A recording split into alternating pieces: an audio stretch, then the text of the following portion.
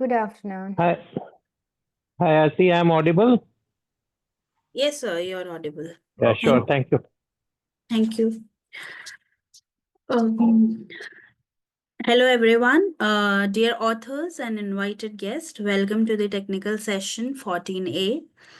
Myself, Aarti Mohan, and this session would be moderated by me. On behalf of Global Knowledge Research Foundation and GR Scholastic LLP, it is my great pleasure to welcome you all to the 10th International Congress on Information and Communication Technology, ICICT 2025, London, UK. The 10th edition of the conference is being organized in a hybrid mode. The physical event was held on 18th in London, and the virtual event is being organized through Zoom from 19th to 21st February 2025. I hope you all would be enjoying this interactive and knowledgeable session through the day. In this session, we have 6 presentations. Each presenter would be given 12 minutes for the presentation and 3 minutes for the question and answer session round. On 10 minutes, I'll raise a gentle reminder. So I would request every participant to adhere to the time limit. There's another request to all the participants that you all stay connected with us till the closing remarks. If you have any sort of query or any update, you can write it to me in the chat box. Just before we get started with our session, I would like to introduce you all to the chairs for this session. We have Dr. Ika. She is an associate professor and a lecturer at the Department of Management, Universitas Indonesia. Her academic focus includes human resource development strategy, supply chain management, and human development theory. With expertise in both qualitative and quantitative social research, she excels in research methodology, academic writing, and fostering innovation through knowledge sharing and collaboration. We are delighted to have you on board with us, ma'am. We have other session chair, Dr. Sachin Gupta. He is a passionate technology enthusiast and an educator with teaching and administration experience of over 20 years. He is presently working as a Dean, Research and Innovation, Professor CSE, Maharaja Agrisan Institute of Technology, Delhi, India. He's also associated with metai.com, which is a leading edtech platform from web, Android, and iOS modules as a AI product consultant. Dr. Gupta is an associate life member of CSI and life member of Gwalior Academy of Mathematical Science. It's a pleasure to have you on board with us, sir. Thank you so Thank you, much. Arti. Best wishes to all the presenters. Thank you so much, sir. Before we get started with our session, I would request you to give an opening remarks to all our participants who would be presenting their papers in this session. There have been so many changes in the technological landscape, and we are looking forward to having a good lot of discussions in the domains related to ICT. ICICT has been almost like a home to me. I have chaired several sessions with the GR Foundation, and the quality of papers keep improving every year. So looking forward to some very good deliberations this year too. Thank you so much. All the best. Thank you, sir. Thank you so much, sir, for your valuable remarks. So, moving on to our presentations, we have the first paper, a reduced order modeling for radiation source identification and localization in incomplete sensor data scenarios. Dear presenter, could you please start with your presentation? Yeah, so let me share my screen. Yeah. Okay. Yeah. So I'm Indika Udagedara. So I'm gonna talk about the reduced order modeling approach for radiation source identification and localization in incomplete sensor data scenarios. Okay. So just kind of like giving you a little bit background on this. So this is about the real-time radiation transport modeling and the simulations. And so kind of so when you solving the radiation transport problem. So the Monte Carlo simulations are the most reliable method. So the number of histories that we use is just an input for the Monte Carlo simulations. But selecting the number of histories is a kind of a disadvantage, because if you use fewer number of particle histories, you could see that with one e to the 6, okay? So you will see you are not able to resolve this energy spectrum. But if you use more energy particles, like 10 to the 10, so you will see we are able to resolve the energy spectrum. So, but if you just kind of like think about the computational time, so in this case, the computational time is linearly proportional to a number of particle history simulated. So therefore, that is a really disadvantage in this case. So our objectives in this case is develop a stochastic approach to estimate the latent variables. So these latent variables, I will discuss this later. So that is the model parameter that we're going to use in the reduced order modeling. So we're going to estimate this latent variables when we have a noisy and incomplete sensor data. And so here we're going to use this concept to adapt the localization and identifications, again with the noisy and incomplete data. So let me introduce the technical problem that we use. So we use a terrestrial radiation detection scenario. So in this scenario, so you will see that we have a this gray color square is a background. So then 1 meter off of the background, so we have a detector arrays. So now if you want to determine any radiation spectrum of any location, so we need to use all of these detector location spectra to determine the source. So in this problem, so we use three kind of like source simulations: cobalt 60, cesium 137, and technetium 99, and also we did a background radiation as well. So for these simulations, we use the Monte Carlo simulation code, so which is used in the developed in the Los Alamos National Laboratory.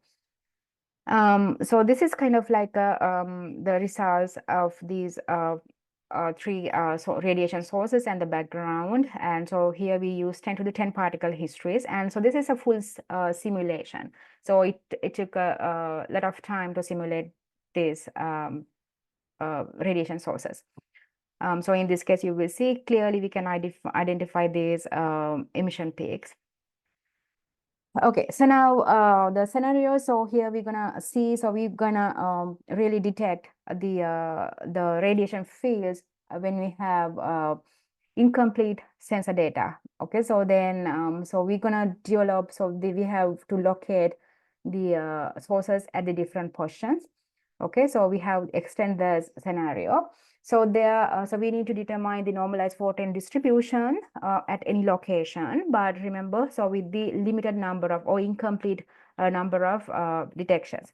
So for that, so we use a reduced order model. So we assume, so we can represent normalized photon distribution. So that is in using the linear combinations of the weighting coefficients and the basis function. And then we have the mu, so which is the mean distribution of the data, and the epsilon, so that which is the noise.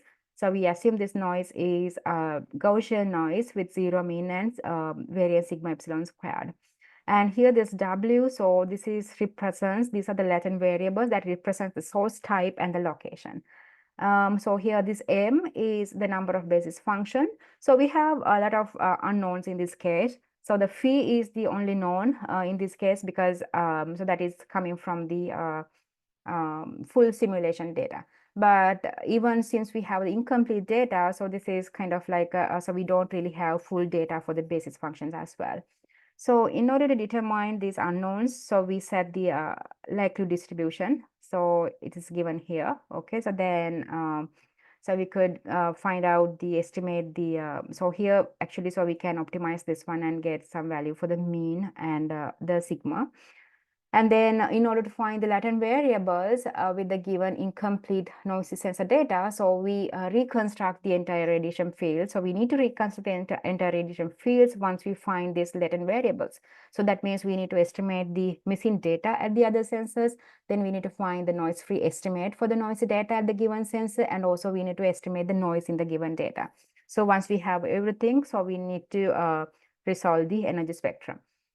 Okay, so then, so here we did a kind of like a technique. So this is a Bayesian projection technique. So we write down the photon distribution, the phi, the basis function, mean, and the epsilon. So we broke down this into two known and the missing pieces. And then we use the Bayes theorem to figure out the missing components here. So you will see, so this is how we set up the equation. And so we did kind of like several assumptions. So I will kind of like skip through these mathematical details, but if you have any questions, so I'm happy to answer them at the end. So at the end, so we will see, so we have three types of equations. So we solve this one using the fixed point iteration. So now just to illustrate this one, so we first use a model problem. So there we develop the basis functions using the sine waves. So you will see that. So this is a sine wave expression that we use to develop the basis function, and then we use the Latin variable. So again, so we assume this is a Gaussian distribution with variance sigma epsilon j squared, and so we and again, so we generated these latent variables using this expression. So then, so creating the linear combinations of the latent variables and the basis functions. So we create a set of data. Okay, so then, so this is the data that we created. And remember, so again, based on the noise level in the data, so you will see that in this case, sigma epsilon squared is 1/2. So this is compare with these two. So this is kind of like 1/10 is a little bit noise in the data, and here 1/400, so that is there's less noise in the data. So you will see that comparison in this data. So in this case, we use only 10 basis functions. And so you will see the basis functions, how they behave here. Okay, so the sine waves, because we generated the basis function using the sine wave, so we have this shape of the sine waves for the eigenvectors.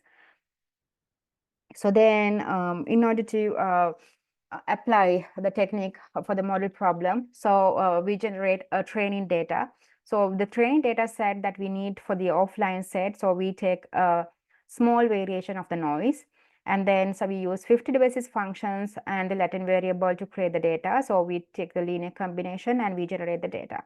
And then we need to have the trial data. So remember, this trial data, it should be noisy and also it should be incomplete.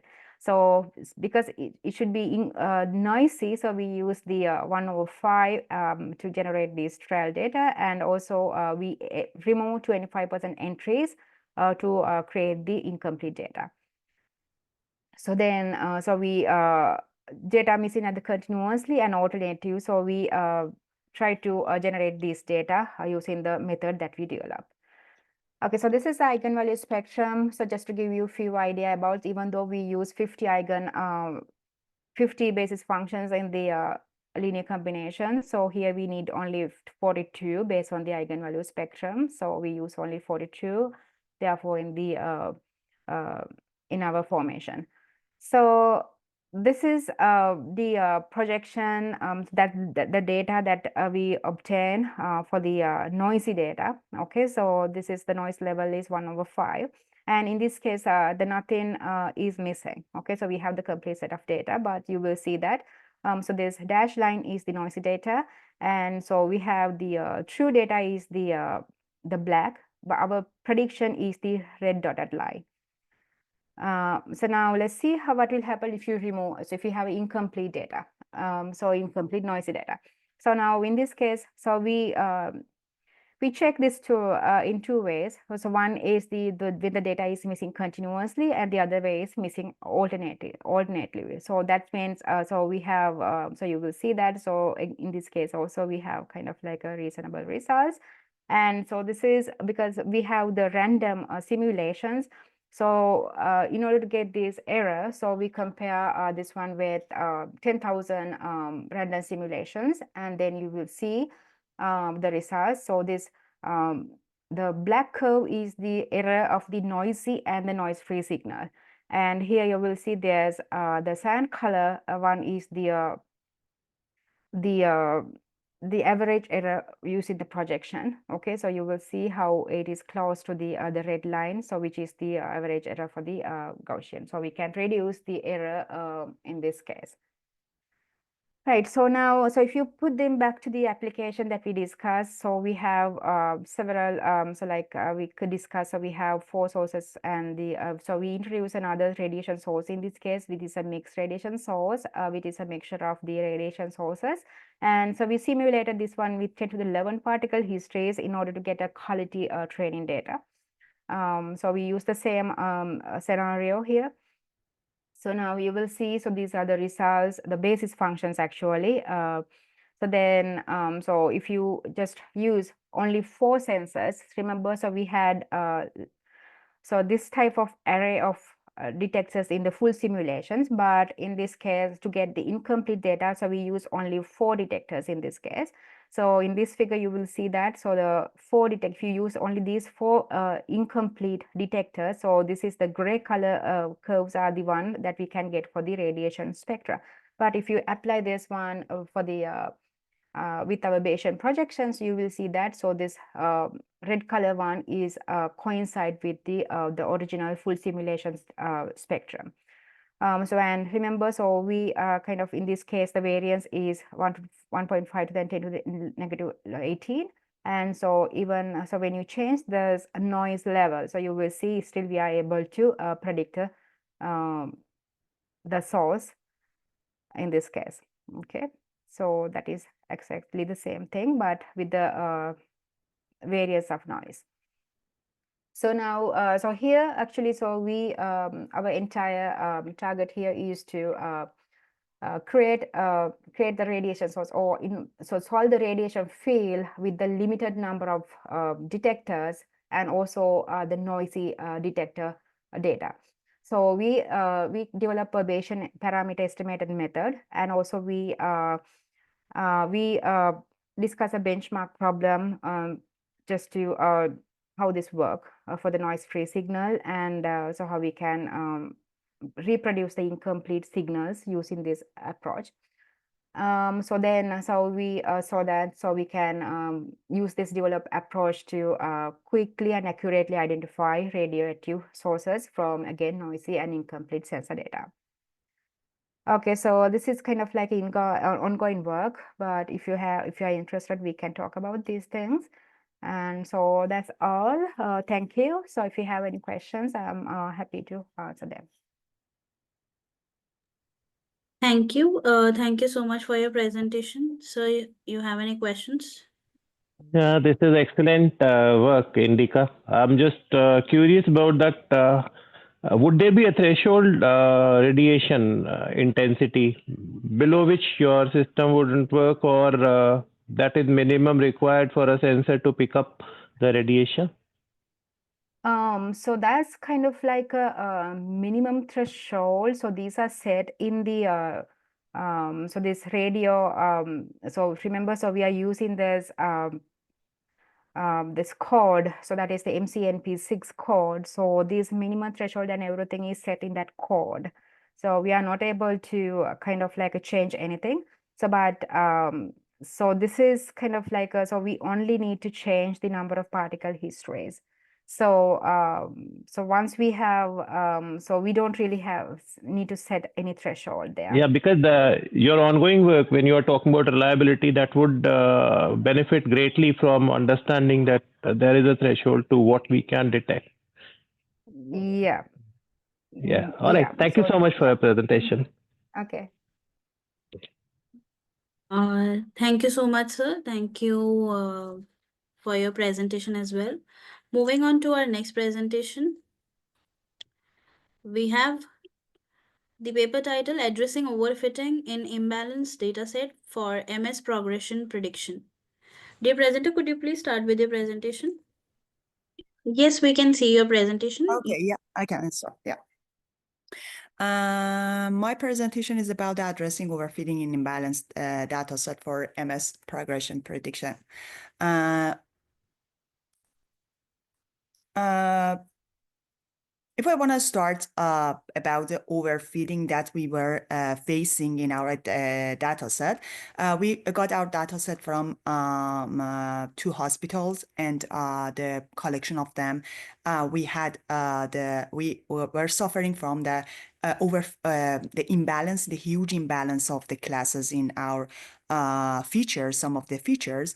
That's why the most important thing about the MS, because the MS is multiple sclerosis, and we wanted to know about how we can stop the progress of this MS to the last stage of the MS, that it is so dangerous for all of the patients. That it means that this stage that the stage that nobody can stop it, and we wanted to prevent this stage. And the problem was that the feature that we wanted to evaluate it was that the conversion to SPMS, that is the last stage of the SPMS, the MS. But the problem was that the classes for this, it was that the people are going to this stage, and the patient, and the patient are not going to this stage, and it was 1 and 0. And the imbalance of this, it was that the problem of the overfitting for our data set and for the machine learning that we were using for prediction. And this overfitting was challenging for our research, in fact. And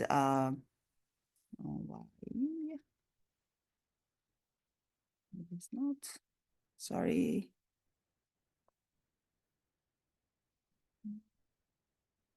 Okay, and if I want to start with the introduction about it, it is that the medical data set had the phase noise, some of the the small sample sizes, and the class imbalance. The overfitting could reduce the predictive reliability, and some of the research and some of the articles that they were doing and were handling this problem, it was that the loss function optimization, Bayesian tuning, data augmentation, but our approach, it was that the combination of some of the solutions for that, because for example, for some of them we were missing some of the data set, and for some of them we was producing some of that data that it was not real, and it was challenging for our data set.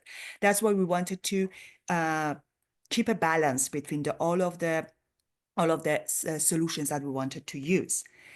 The methodology that we used for this, it was that as you can see that here, the converted to secondary progressive, this one 1, this one 0, with this 3,476 non-converted cases and 349 converted to SPMS. That is a huge imbalance between that we were facing the overfitting. And it means that sometimes, for some of the models that we were using, it was that 100% for the part of the training, that is the validation and training part, that it means that it absolutely, it was 100% overfitting.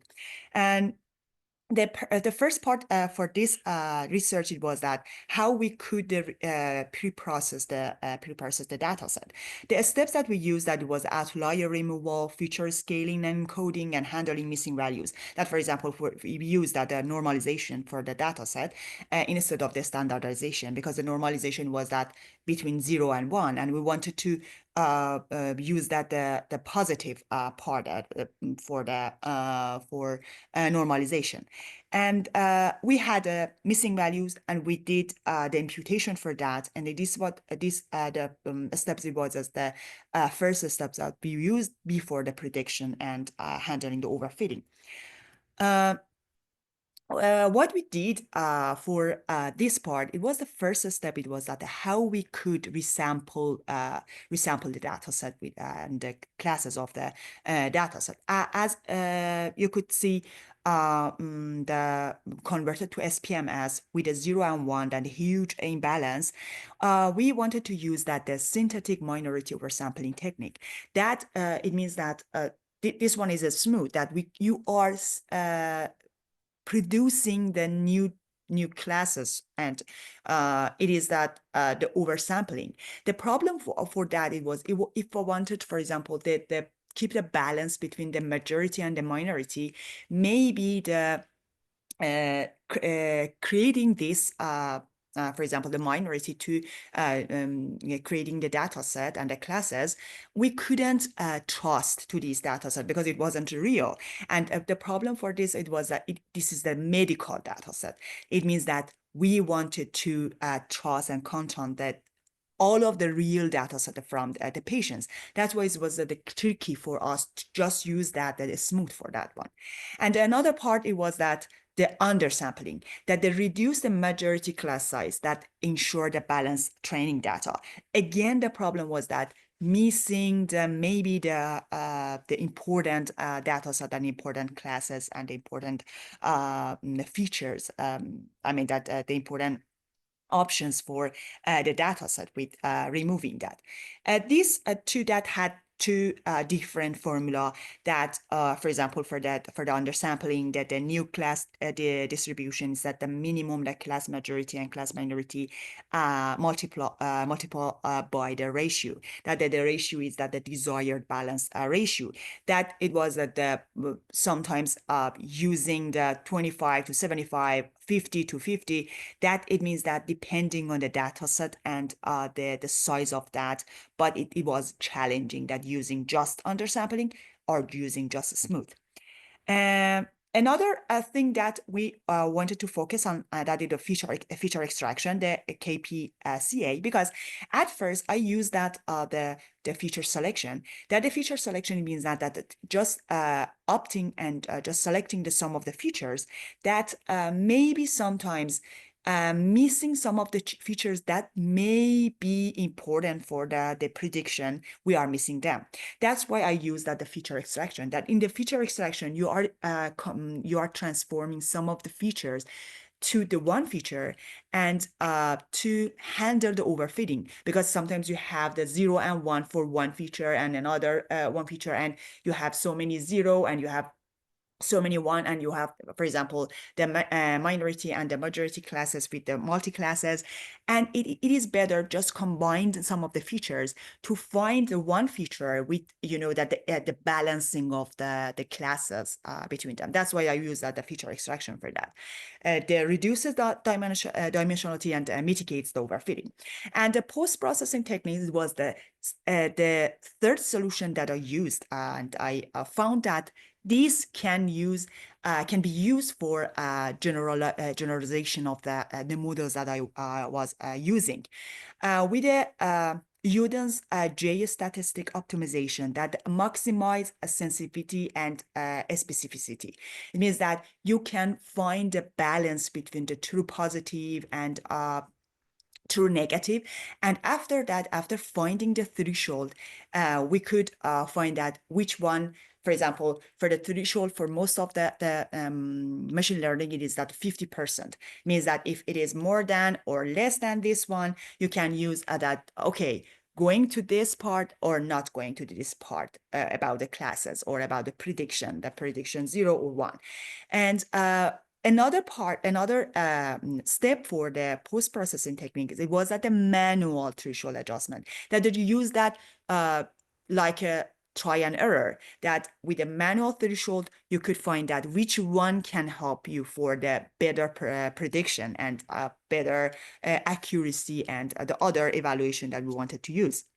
And based on the precision and recall curve, optimize decision thresholds, and for the Udisen, we were using the sensitivity plus specificity -1 with the formula that the recall and specificity that we were using with a true positive and true negative.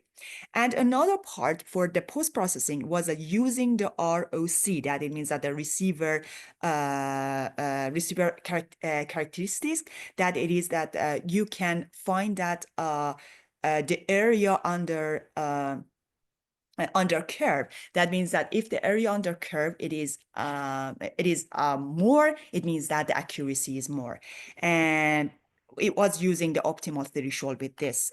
And the models that we were using based on the steps for the handling the overfitting was that the superperfect vector machine, SVM, K nearest neighbors, the KNN, logistic regression, and random forest decision tree, naive based on multi-layer perceptron MLP. We used, for example, the random forest because it is that the combining the multiple decision trees, and we use that decision trees that DT, but random forest, it was like the resampling, and it was that using the trees, and it can reduce the overfitting. That means that a random forest and the multi-layer perceptron that with the deep neural network architecture and the complex nonlinear relationships, we could find with these features that around, for example, 60 features that we wanted to use the selected features for that. If we want to start with the result and discussion, you can see that the model stability and performance in conversion to SPMS prognosis, that the last stage of the multiple in fact that the MS, the model comparison in validation set and even for in the training set, I mean that the training part, all of the models that we were using that we faced at the 100% accuracy. It means that we were, because of the imbalanced data set that we had, we were facing the overfitting. After feature selection that we found this part, and that it 99% and 100% for that the accuracy, that it means that it is not real for us and it is not accurate for us. What we did for that at first, it was that how we can use that the combination of the undersampling and the oversampling. It means that the balanced resampling strategy. We used this beta, that the beta does that the ratio that we wanted to use for the minority and the alpha for the majority. We wanted to find the balance. For example, for the majority, we use that 25%. And means that the majority multiple 25%, and for the minority, increasing to the 75% of the majority class. It means that reducing the majority and increasing the minority class to keep a balance. And we can see that how we could find it. We use that all of the models and find that the beta, it should be 75%. It means that the alpha 25%. And we used for the how we could use that optimized resampling strategy, both of them, undersampling and oversampling, not just one of them. And another part was the post-processing that we use. Therefore, the post-processing, Dear we use. presenter, sorry to interrupt. Could you please conclude your research? Okay, yeah. And we could find that for the manual and for the with the curve, that we found that the optimized for all of them, and found that the MLP, the multi-layer perceptron, 98% for the testing and validation part, that was the best machine learning models that we used that, and we opted and selected MLP for this data set. It is the better one, and we can see that for the testing and for the training, the MLP, it has a the balance for that, not the huge for the training or the testing. And for the false positive rate and the true positive rate, we could see that at MLP now 98%, that it the area under the curve, it has the highest one. And we can see that for both of them, the two data set that we use, that we find out the MLP is that the best one. The conclusion that we used that was that how we could manage this overfitting and a problem with combination of the feature extraction, resampling, that means that the optimized smooth and undersampling, and the threshold tuning to reduce the overfitting. And the MLP model was that the better machine learning model that we used, and we find that this combination could help for that for help the reduce overfitting and can get the better performance for this. Yeah. Uh, can I just have a single question that when we oversample minority class and undersample majority class, some studies have introduced that there are problems of false positives increasing because of this. So, did you check just on the ROC, or are you also checking the precision and recall when it comes to your results? I checked the precision and recall for finding. You meant that for finding that the percentage for the increase and decrease of the resampling. Yeah, when you are increasing the minority class by oversampling and decreasing the majority class by undersampling, this is usually increasing false positives. Normally, several studies have indicated that. So it's always a good practice to check whether your accuracy, including precision and recall, also get affected by this, not just ROC and accuracy. Yeah, I use that RSC and accuracy for finding, and as you can see that here, that with this part, that's how we could manage Yes, that. yes, yes, Yeah. I did see that. That's why I'm suggesting that you can include that in your further study. Yeah, yeah. Because the problem was that, for example, using just a smooth that just synthesized data set, it was not real for us. Just for the minority going to the majority class, it was just Yes, yes. That creation. Yeah, increases the false. Yeah, that increases the false positive. Yeah, thank you, thank you. yeah, Good exactly. presentation. Nice work. Thank you so much. Thank you. Thank you so much for your question, and thank you for your presentation too. Moving on to our next presentation, we have the paper title, An Adaptive Hypermedia Approach in Mental Health Assessment for High School Students. Dear presenter, could you please start with your presentation?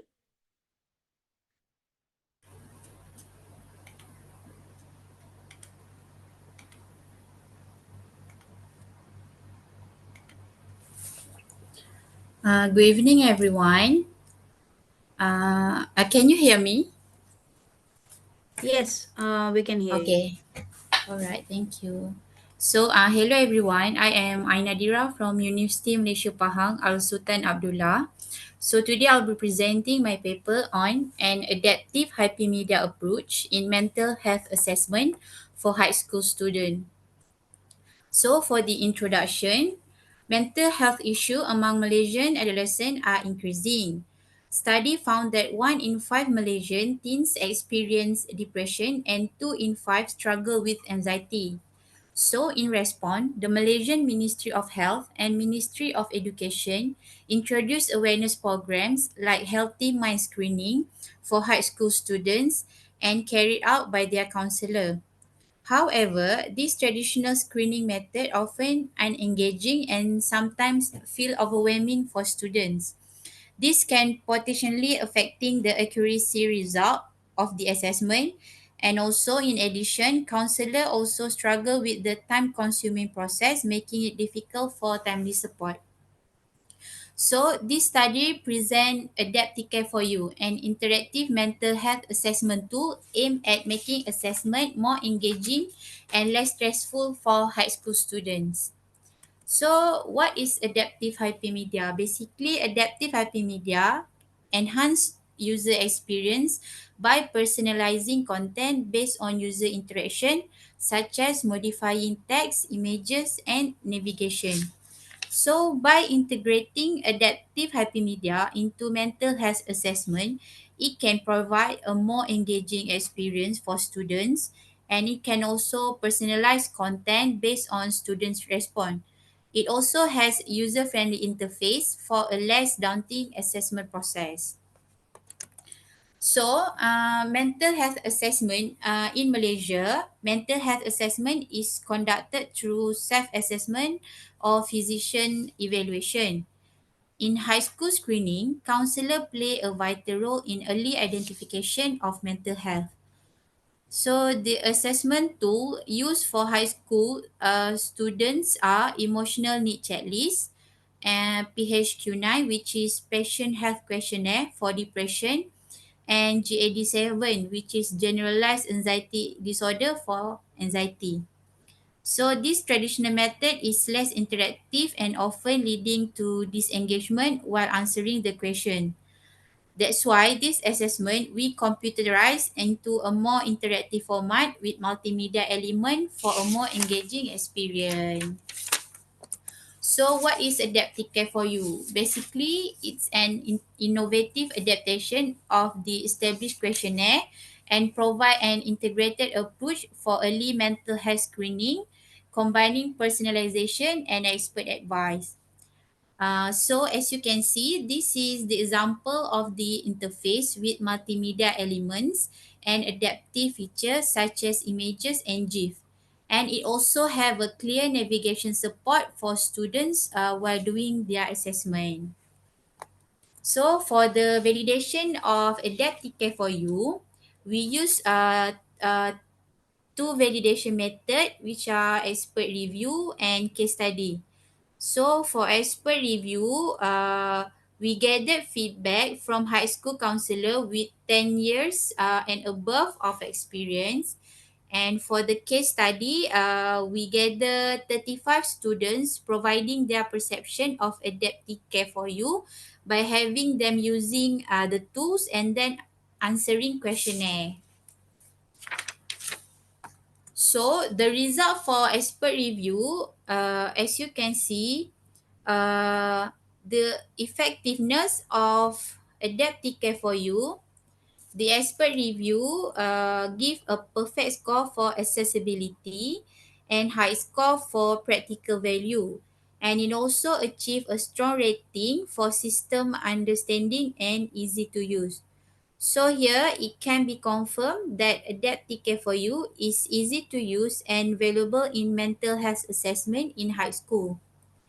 For the usability of adaptive care for you, most aspects receive positive feedback, but we recognize the need for clearer instruction, which we aim to improve in future iteration as it have only 3.6 score for clear and non-confusing instruction. And for the result for case study, student perception was equally positive, and the result shows that student found adaptive care for you is engaging and appreciate the multimedia element for an interactive experience as the score is mostly high. And for the conclusion, it can be said that adaptive care for you improve mental health assessment by integrating adaptive hypermedia.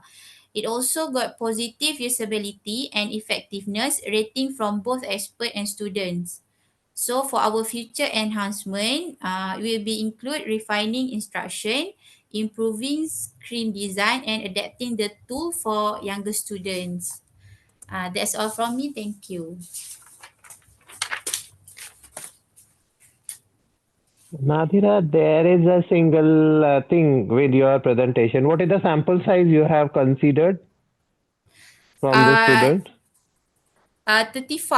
35 students only. Your sample size is, it is going to cause you trouble. I mean, for any study to be conclusively good, there should be a much bigger sample size. So kindly validate it with more data. You would have Yeah, variations within the responses because the responses from students that were rated 4.1 and 4.2 all in all. So that is usually when there would be data coming, you would have a bigger variation. So that is Okay. the only thing that I take away. Uh, Good work. Thank you. all right. Thank you. Thank you.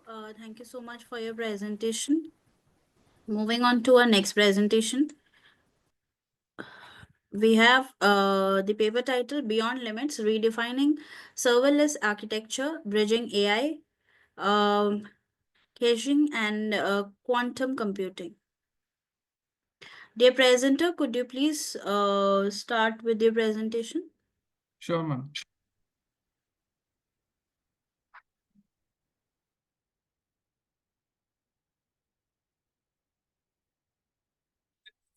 Am I audible to you?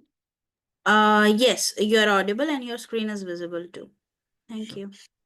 Yeah, thank you so much. So my research addresses the fundamental challenge in the modern cloud computing architecture. Our paper is Beyond Limits, Redefining the Serverless Architecture, Bridging AI, Caching, and Cloud Quantum Computing. I am accompanied by my co-authors, who is the Dean of MIT WPU, who is Dr. Mangesh Bedekar sir and Professor Shamla Mantri. We introduce a novel framework that synthesizes three cutting-edge technologies to revolutionize serverless computing performance, because it is very money extensive, and I think so there should be some changes in this serverless architecture. We integrate AI, caching, and quantum computing because it is an emerging field, and these three fields are running together with each other. So I think so we should club them. Uh, Most of the papers either work or focus on caching and load balancing, but our model integrates all three of them, like AI-driven load balancing, advanced caching mechanism, and accelerating serverless workload with quantum computing. So, what is basically serverless architecture? So it has revolutionized the modern cloud computing industry, allowing the developers to kindly solely focus on the code without worrying about infrastructure as services. This shift has not only kind of streamlined like deployment, but also reduced the cost through pay-as-you-go model. However, despite this kind of benefits, challenges still remain. There is a buzzword known as cold start latency. So what is cold start latency? So cold start occurs when the serverless function is invoked and being inactive kind of. So this causes delays because the cloud provider must allocate the resource again, load the function execution environment, and initialize the function. So there is another way that's called as warm start. So they use caching, but they don't use AI or quantum computing in it. So we will inherit an warm start for it. And our, our research aims to tackle the critical challenges in the serverless architecture. We first address the cold latency and also advanced caching techniques. My caching techniques works on in-memory caching, that is frequently accessed functions that are stored in memory and are rapidly retrieval at the time of working, and distributed caching that are spread across the multiple nodes to ensure availability and redundancy over time. This is the kind of an basic architecture how the serverless function works. To better understand that, this is the whole cold start which happens around S3 CloudWatch and IAM return results.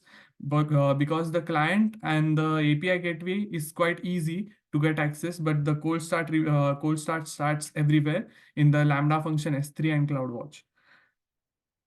So our research objective is reducing the cold start latency and combining the MESI protocol, that is modified exclusive shared invalid, for coherence, ensuring the cache coherence across multiple servers. This prevents the kind of stale data from being served by keeping cache entire entries kind of synchronized to each other.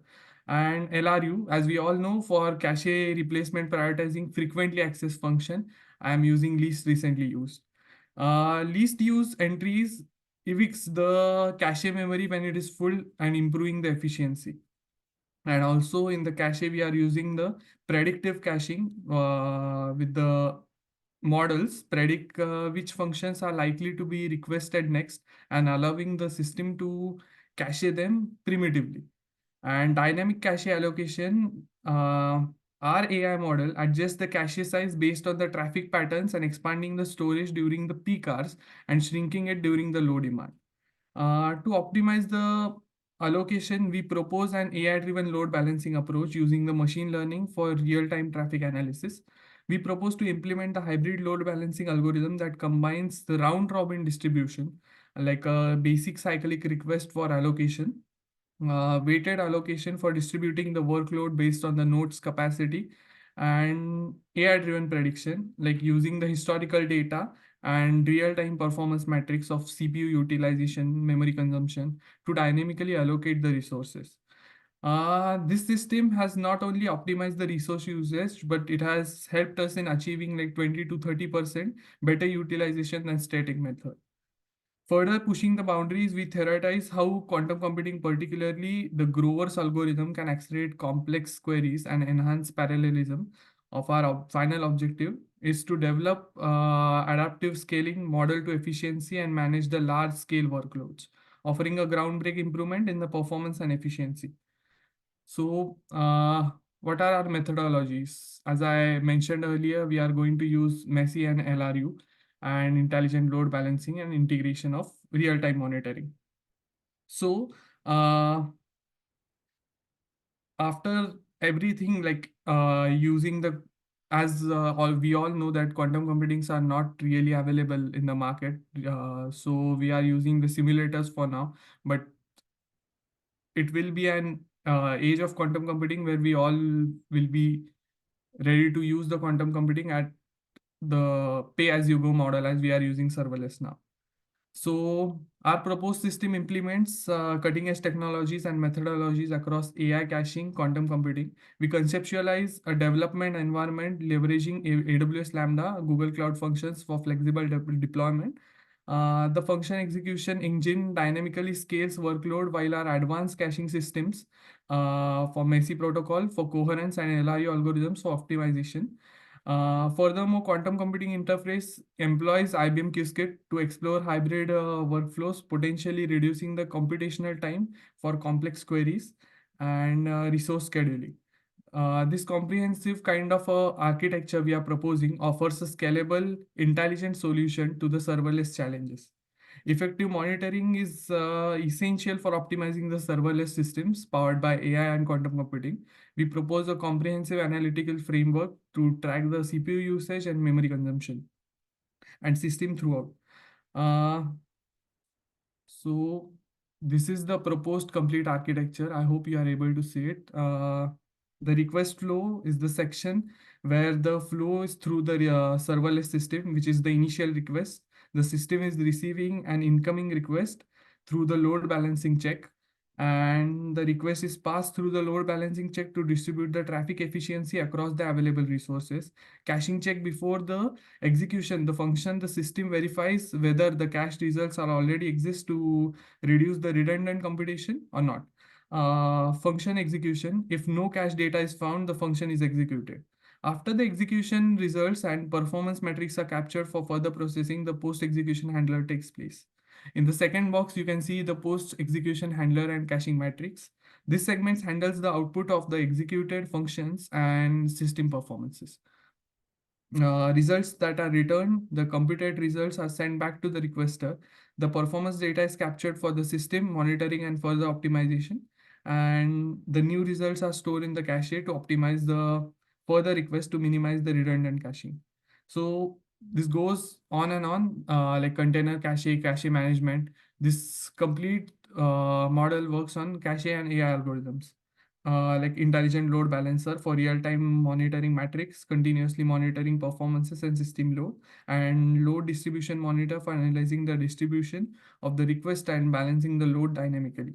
So also, as I discussed earlier, we are using the round robin distributed requests sequentially across available resources, and weighted balancer and AI based balancer utilizing the machine learning algorithms to optimize the request distribution based on historical data and the current performances.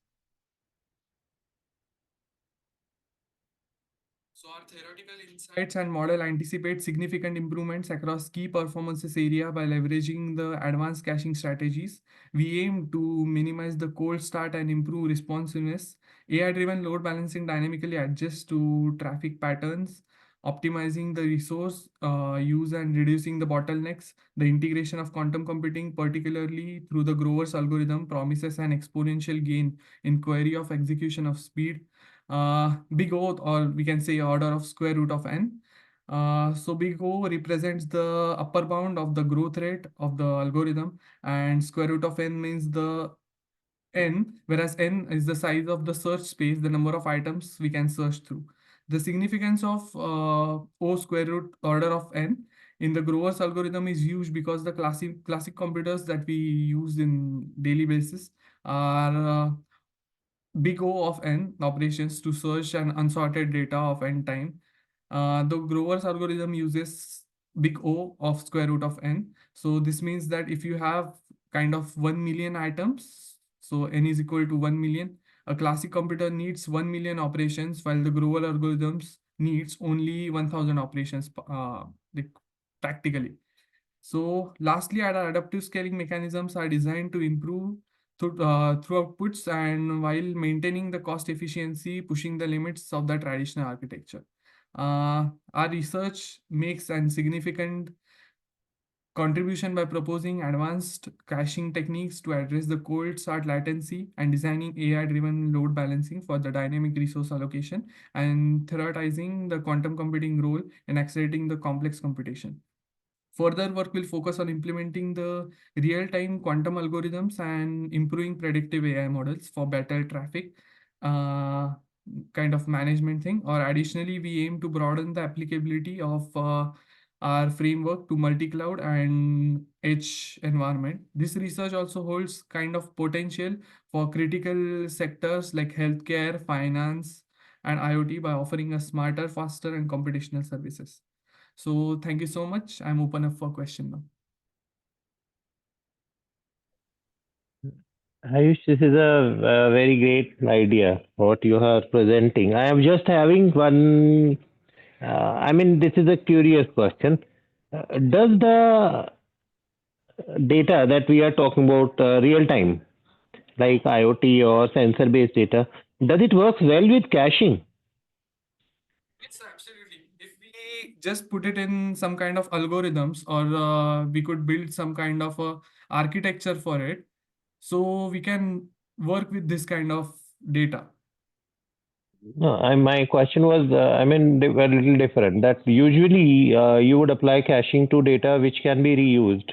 With Yeah. real-time data, you would be having streaming. For continuous streaming data, you need to have, because there may be variations with the incoming stream, and caching might result in errors. So that was the thought that I was having.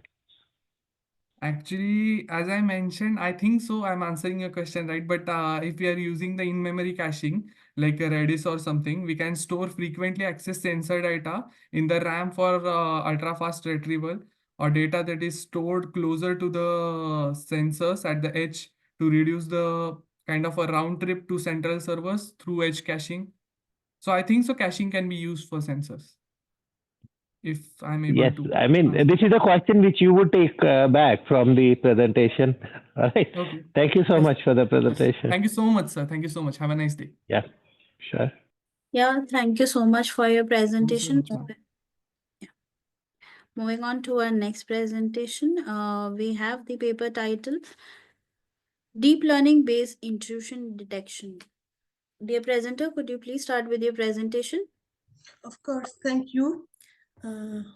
Just 1 minute. Thank you very much. So it gives me a great pleasure to present our work, Deep Learning Based Intrusion Detection. This work is a part of project realized in collaboration between our team in Tunisia and ICICT Enterprise in France, realized by myself, Nouhe, Mohamed, Jassim, and Joël. It's a collaboration. This is the outline of this presentation. We start with an introduction. Then we move to the state of the art, where we summarize some existing works related to this field. We present next our data set. In the data manipulation, we present the different techniques that we use to manipulate the data.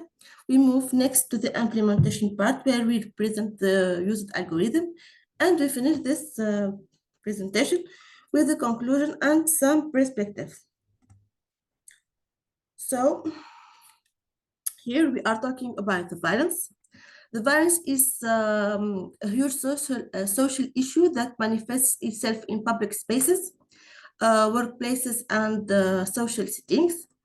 According to the World Health Organization, is a serious public health issue that annually claims the lives of billions of people due to the fatalities, serious injuries, and the negative effects. Tens of thousands of individuals seek emergency medical attention, medical legal attention, or other care from medical authorities every day as the result of violence.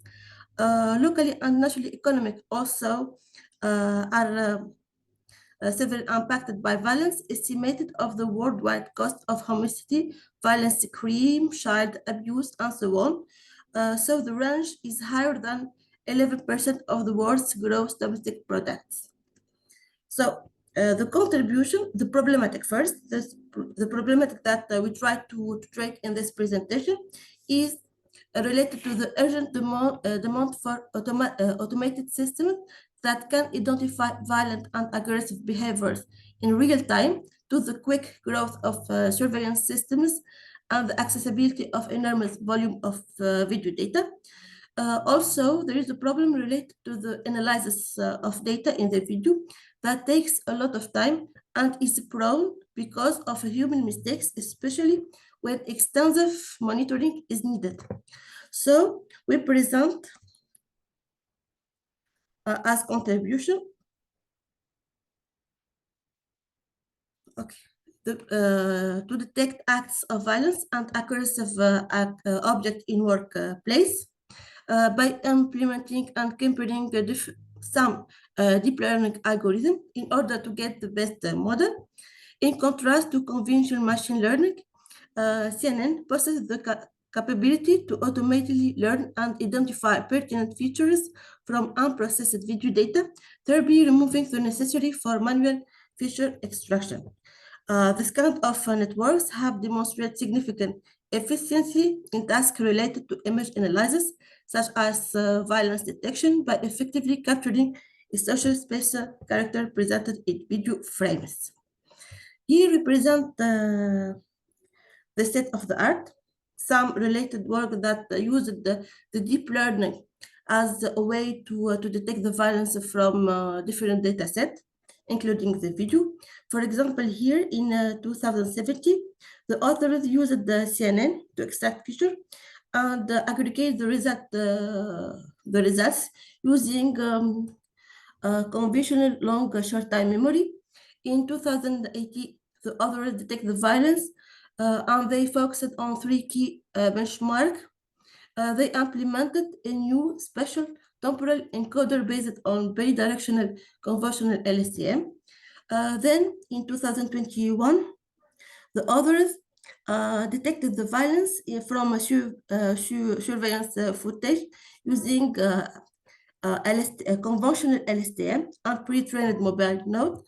Next, in the same year, the authors combined the mask CNN key point detection LSTM to identify violence like punching and kicking by extracting human key points and temporal data.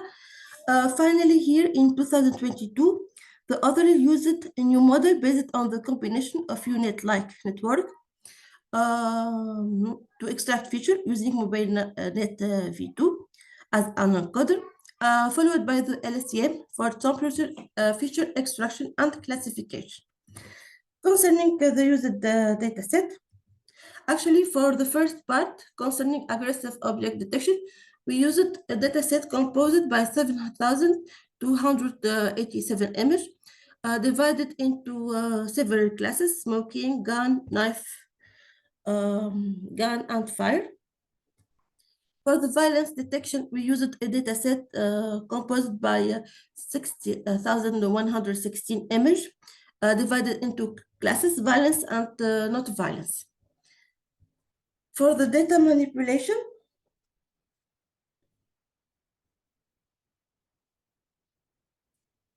Uh,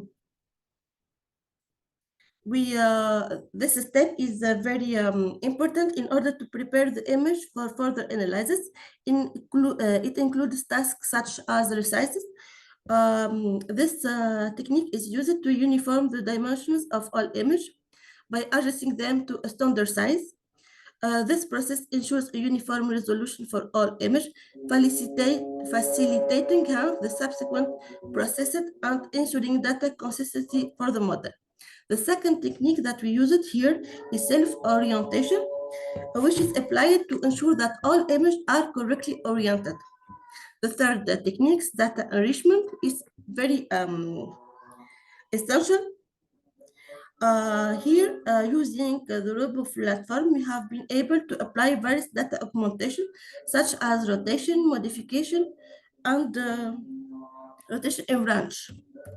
For the image improvement, this step we use it in order to prepare the image for further analysis.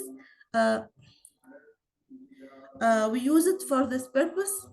The filtering, which is used to reduce the noise and improve image clarity. For example, there are the different filters, such as a smoothing filter that reduces the noise. There is the contour enhancement filter that highlights the edges and contour for better object detection. We use it also increased sharpness that makes the details more precise and clear, using different methods such as clearness filter that emphasize the fine details of the image, and the convolution, which is used to correct the blur caused by optical movement or aberration. For the data annotation, we went through those steps. We start with the segmentation and annotation using the RoboFlow platform. Then we move to the feature extraction, where we transform the image into digital presentation.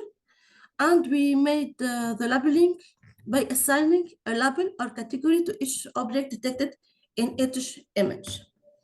Here we move to the implementation. We start with the first part related to the object detection. Here we have two figures illustrate the training result of yellow version 8 and yellow version 9 models for object detection, showcasing their respective losses and performance metric across different training epochs. So for the first one, yellow version 8, we observe a generally smoother and more consistent decline in loss metrics over the epoch. The training losses, including box loss, classification loss, and detection loss, exhibit steady improvements indicating effective learning. The validation losses also follow a similar trend, reflecting robust model with increasing recall and precision metric. Concerning the second figure, presenting the evolution of yellow 8, here we can see that the losses decreases, but exhibit fluctuations, suggesting that while the model is learning, it may be encountering challenges in the convergence. For the second part, concerning the violence detection, the same, we compare the two algorithms, yellow 8 and yellow 9. So to conclude, the study highlights the urgent needs for automated system capable of detecting violence and aggressive behavior in real time. By employing various deep learning algorithms, we research successfully evaluate models for aggressive object detection and violence detection in workplace setting. So the findings revealed that yellow version 8 model outperformed its predecessor, demonstrating enhanced capabilities in learning, prediction accuracy, and overall detection performance across different metrics. Concerning the perspective, so the future systems could leverage multimodal data sources, including audio and contextual information. So here we propose instead of using only one kind of data source, we can use different types. So this integration may enhance the detection by providing more holistic understanding. And thank you for your attention.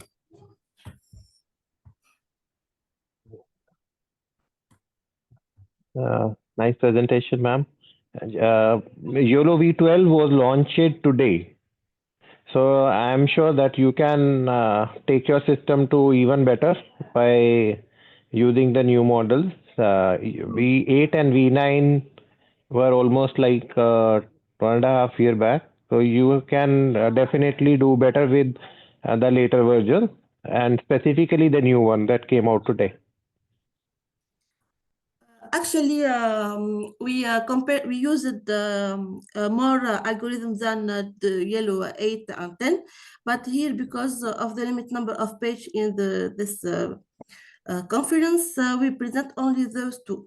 But our research aim to look for better results because this project will be really implemented in real life as a part of a software enterprise. We propose also its use in universities and in public places. All right. Thank you. Thank you so much. Welcome. Thank you. Thank you so much for your presentation. Moving on to our next presentation. We have the paper title Resilient IoT Infrastructures, Machine Learning Approaches to Autonomous Anomaly Detection and Threat Neutralization. Dear presenter, could you please start with your presentation? Hello, am I audible? Yes, you are. I hope you guys can see my screen as well. Hello. I hope you guys can see my screen as well. Yes, yeah, we can see your screen. Okay, good afternoon, everyone. Thank you so much for this valuable opportunity. And today we are presenting our research on enhancing IoT resilience using machine learning techniques for autonomous anomaly detection and threat mitigation. My name is Kalupanage A.G.A, and I'm presenting on behalf of my team, and we conduct this research under the Department of Computing System Engineering at Sri Lanka Institute of Information Technology. The rapid growth of IoT devices has improved various industries, but it has also introduced significant security risks. Cyber attacks such as botnets and DDoS attacks are becoming more sophisticated, and traditional security methods struggling to keep up. Additionally, user authentication methods remain weak, leaving system vulnerable. Our solution is multi-layered machine learning-based security framework that focuses on anomaly detection, botnet detection, behavioral biometrics for authentication, and DDoS attack prevention. To better understand the security threats, we analyze industry reports according to Cloudflare Q4 2023 report. DDoS attacks are increasing rapidly, specifically in telecommunication, gaming, and financial services. Some attacks exceed 100 Gbps, making them highly disruptive. However, existing security solutions face major limitations. Signature-based methods fail against new threats, anomaly detection models generate high false positives, many IDS lack scalability for IoT devices. Thus, our research addresses these critical gaps.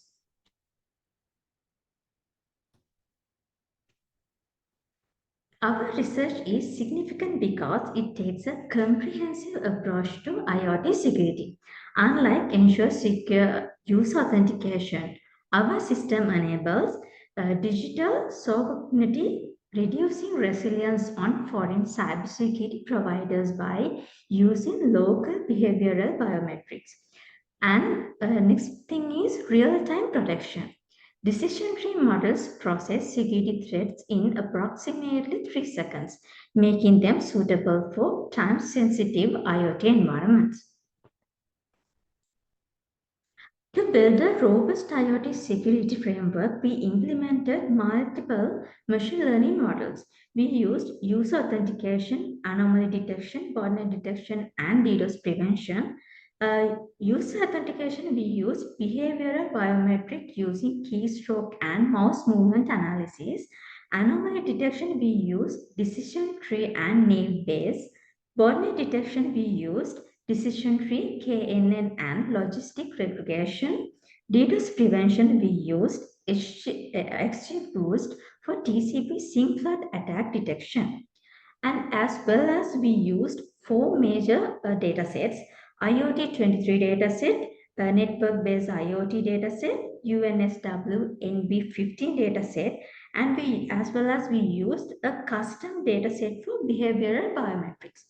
We use IoT 23 dataset for anomalies in smart home device, and we used network-based IoT for botnet traffic in IoT devices, and network intrusion detection dataset we used for SYNC flood attacks. One of the biggest challenges in IoT security dataset is class imbalance. Some attacks types are rare and making them harder to detect. To address this, there is a technique called SMART, synthetic minority oversampling technique. We use that to balance underrepresented attack types. And as well as we did class weighting in training to prevent bias, and threshold tuning to improve sensitivity to critical attacks, and we used advanced evaluation metrics like F1 score and AUC PR instead of just accuracy. As a result, our models detected even the less frequent attack types more accurately. Here is our system architecture. This is our system architecture, which consists of 6 key components: user input model, authentication module, traffic sniffer, interface fast API, detection model, React front end. First, we use user input module for collect behavioral biometric data.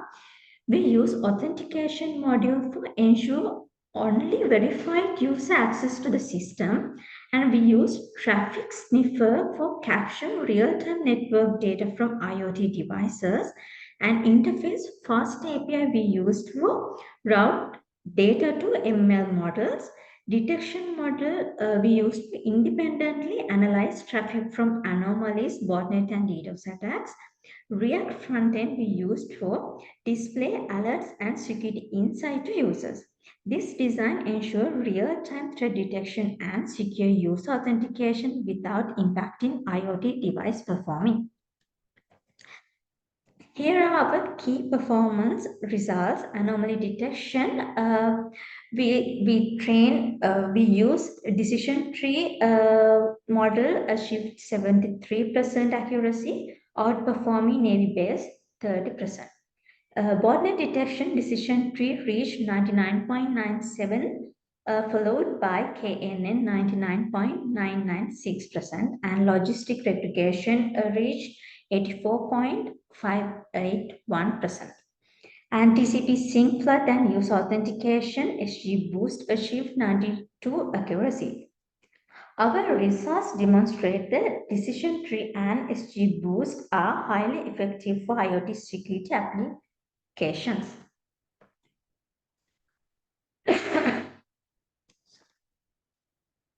The next step is shifting from intrusion detection system to intrusion prevention system by integrating automated blocking of suspicious IPs, traffic rate limiting to prevent overwhelming requests, deep packet inspection for content-based filtering, and honeypots to detect attackers, and adaptive firewall rules generating using ML.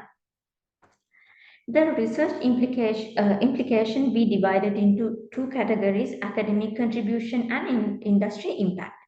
And the academic contribution proved decision tree is effective for IoT anomaly detection, demonstrate the value of behavioral biometrics for secure authentication, and tackle class imbalance in IoT security datasets.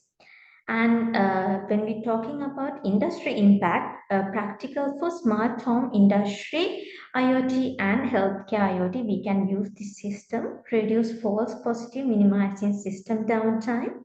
Lightweight models ensure capability with low power IoT devices. Here is the conclusion. To summarize our research, enhance IoT security by combining anomaly detection using decision tree, burned detection with high accuracy, behavioral biometrics for use authentication, future IPS deployment to prevent cyber attacks in real time. That's it, our presentation. Thank you so much. Nice presentation. Can you decide are you choosing only decision trees modeling for? Have you tested for others? Are they doing good, or decision tree works best in all these scenarios?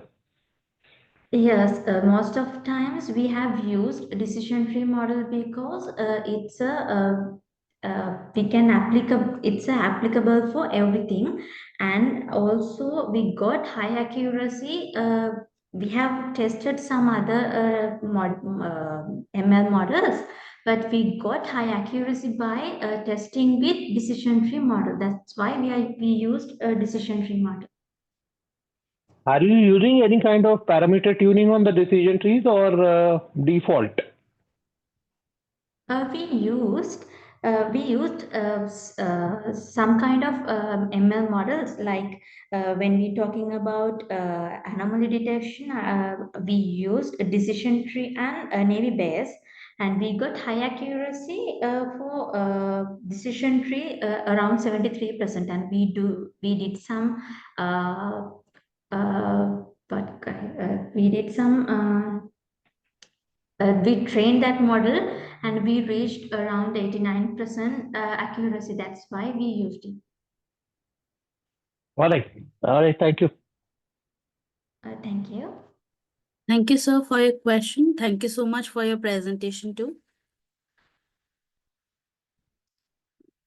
So this brings us to the end of our presentations.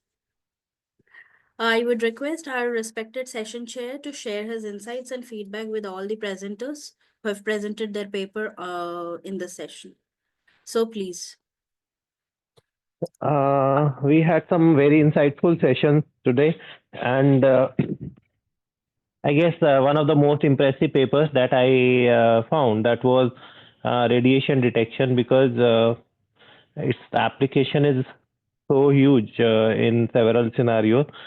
So the first paper was very impressive, and also one paper that we saw on quantum for quantum and load balancing together, artificial intelligence, quantum. There were so many varied applications going around in a single paper. So that was again something that we enjoyed very much. I have tried to give some bit of what can be added for your future research, so that the next paper that you come up with in the conference would be having additional inputs inside. So I learned a lot from several of you today, and I'm looking forward to the next session of ICICT. Thank you, sir. Thank you so much for your valuable feedback. I'm sure this provided such an information. And thank you, Aarti, for conducting thank you. the sessions. So thank you so much, sir, once again. I sincerely thank all our authors for their excellent presentations and contributions in this session, and all our participants for being a part of this international conference. I hope this session was informative enough. We, on the behalf of the whole team, thank you for the support during this 10th version and all the previous 9 versions of the conference. We would be happy to have you in the 11th version as well in 2026. So all the presenters would be getting their digital certificates through email within 2 working days. And further, all the papers have already been forwarded to Springer. The publication would be live within 6 months. So please kindly cooperate with the team of ICICT 2025. I also thank our respected session chair, Professor Sachin sir, for chairing this session. Thank you so much, sir, for making your valuable presence. A token of appreciation to our chair on behalf of Team ICICT 2025 and Global Knowledge Research Foundation and partners. Thank you, sir. Thank you so much for making your valuable presence. My pleasure. I kindly request Thank you for everyone. having me. All the best, everyone. Thank you, sir. Kindly, I request all the participants and sir, don't leave. Actually, we want to take a snapshot, quick snapshot. Everyone please switch on your camera so that we can have a quick snapshot of this virtual conference. Thank you. Thank you so much. Stay safe and take care, everyone. Thank you so much. Bye.